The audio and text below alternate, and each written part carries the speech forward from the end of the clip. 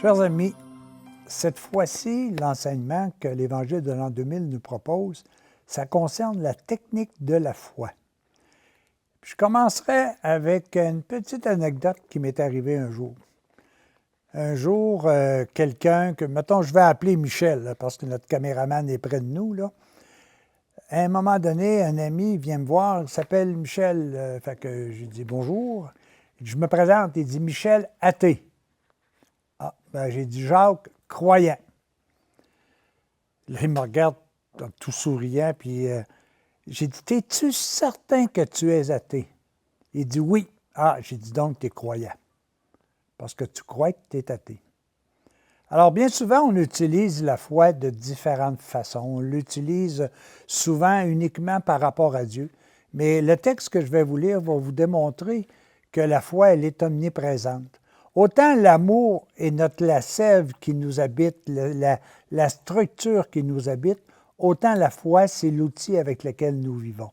Alors, je vais vous lire un texte et on en reparle par la suite. La technique de la foi. Pour s'approcher de Dieu et le comprendre, pour progresser sur le plan spirituel, il faut employer la technique de la foi. La foi peut paraître insensée à votre intelligence, mais la technique de la foi est ce qu'il y a de plus normal pour apprendre. C'est cette technique que vous employez constamment vous-même dans l'éducation et dans l'acquisition des connaissances humaines. Ce qui se passe sur un plan supérieur est comme ce qui se passe sur un plan inférieur. Pour comprendre la technique de la foi, il faut d'abord savoir qu'avoir foi en quelqu'un signifie se fier à lui, avoir confiance en lui. Et plus la personne est digne de foi, plus on peut croire en elle, avoir confiance en elle. Voyons quelques exemples où vous employez la technique de la foi. L'élève qui va à l'école ne peut rien apprendre s'il ne croit pas ce que dit le professeur. S'il écrit dans ses devoirs et ses examens autre chose que ce qui lui a été enseigné, il court à un échec certain. Le jeune homme qui veut apprendre le métier de menuisier doit d'abord croire son maître et ensuite mettre en pratique son enseignement. Il ne connaît vraiment le métier que s'il a réussi à passer dans la pratique les connaissances acquises. Pour être un bon élève, il faut se faire disciple, c'est-à-dire croire en essayant de comprendre. C'est le premier pas. Le deuxième consiste à essayer de mettre l'enseignement en pratique jusqu'à réussite parfaite. À mesure que l'élève menuisier réussit à mettre en pratique les premiers enseignements, le maître peut lui dispenser des connaissances plus avancées et l'élève progresse constamment. Il en est ainsi exactement sur le plan spirituel. Dieu révèle son enseignement comme le professeur révèle les connaissances aux élèves. De même que vous avez besoin de professeurs à l'école et de maîtres menuisiers pour enseigner, ainsi vous avez besoin de prédicateurs pour arriver à la connaissance de la foi. Vient ensuite, comme pour l'élève, l'effort personnel pour mettre en pratique l'enseignement reçu. L'esprit de vérité répond à l'effort personnel et illumine les connaissances reçues. L'apprenti menuisier est prêt à recevoir plus de connaissances quand il a mis en pratique les connaissances reçues antérieurement.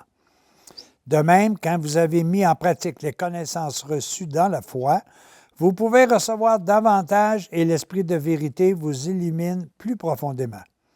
C'est ainsi que vous marchez de lumière en lumière, de vertu en vertu, par la pratique de la vie divine. La pratique doit accompagner constamment la connaissance de la foi, car celui qui n'a pas été éprouvé, que sait-il? Vous ne savez vraiment une chose que si vous savez la faire. C'est pour cela que j'ai dit, celui qui comprend les choses et qui les met en pratique, celui-là sera grand dans le royaume des cieux. Une personne qui connaît par cœur la révélation et qui ne la met pas en pratique n'a qu'aucune connaissance vaine et théorique. Ce n'est pas celui qui dira « Seigneur, Seigneur » qui entrera dans le royaume des cieux, mais celui qui aura fait la volonté de mon Père. Pour être bon menuisier, il faut savoir appliquer les connaissances, les faire passer dans les actes. Pour être un bon savant, il faut savoir observer et expérimenter. Pour être un vrai fils de Dieu, il faut avoir les connaissances de la foi et les faire passer dans la pratique par l'accomplissement de la volonté de Dieu. Tout est possible à celui qui croit. Celui qui croit en moi fera aussi les œuvres que je fais, et il en fera de plus grandes. Tout ce que vous demandez au Père en mon nom, je le ferai afin que le Père soit glorifié dans le Fils. Alors, mes amis, il y a une autre parole dans les Écritures qui dit « Celui qui ne croit pas est déjà condamné, mais celui qui croit est automatiquement sauvé. » Et bien souvent, on attribue ça directement à Dieu en disant « Ah, je suis sauvé par Dieu. » Mais tout notre être est axé sur cette parole. À titre d'exemple, je suis assis sur une chaise parce que je crois qu'elle peut me porter. Si je ne croyais pas qu'elle peut me porter, je serais condamné à rester debout. Je respire l'air parce que je crois et j'ai foi que l'air est bon pour mes poumons. Sinon, je serais simplement condamné à ne pas respirer et je mourrais. La nourriture, c'est pareil. Le matin, quand je me lève, j'ouvre mes yeux en ayant foi que je vais voir. Sinon, je suis condamné à les laisser fermer. Toute ma base est sur la foi. Que ce soit sur le plan physique, comme je viens de vous l'expliquer, ou que ce soit sur mon plan psychosocial envers les personnes qui sont autour de moi, envers la connaissance qui m'est transmise. Si je crois en quelqu'un digne de confiance et en sa parole, je suis sauvé. Je vais donner un exemple. L'autre jour, je sortais du pont Pierre-Laporte en direction la Rive-Sud et je voulais aller à Montréal. À ce moment-là, j'ai tout simplement tourné vers la gauche et puis j'ai fait un bout de chemin. On m'avait dit que Montréal, c'était à peu près 2 heures, 2 heures et demie.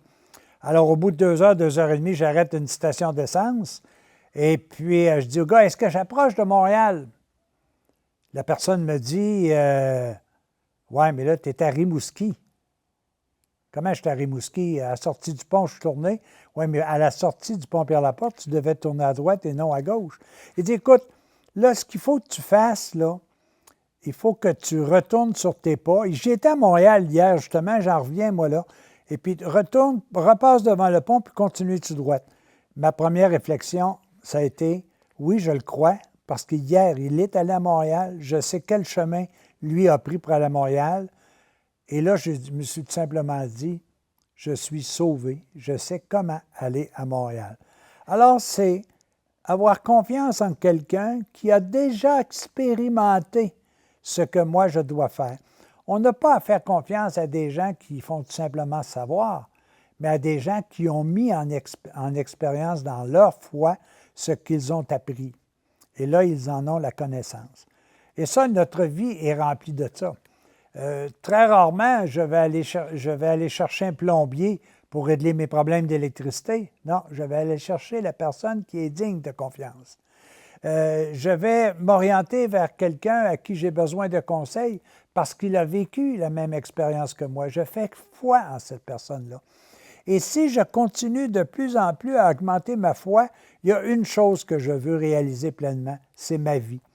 Je veux être heureux, évidemment sur terre ici, mais je veux être heureux également au paradis, dans la vie éternelle. Et la seule personne, par l'entremise de son Fils Jésus, le Christ, qui a pu vivre cette expérience-là, c'est lui. Donc, il faut que je connaisse et que je mette en pratique parce qu'il est digne de confiance. Il est parti de Dieu, il a pris chair, il a tout vécu ce que j'ai vécu, il m'a enseigné comment faire le chemin, comment retourner vers Dieu. Il a dit, je suis le chemin, la vérité et la vie. Alors, si je crois ça, puis que je sais que Dieu, la seule chose véritable qu'il veut, c'est mon bonheur, je me dois de l'étudier. Je me dois d'être disciple de ce Jésus-là qui peut me faire comprendre quels sont les moyens qui sont mis à ma disposition pour retourner à Dieu. Ça, c'est la technique de la foi.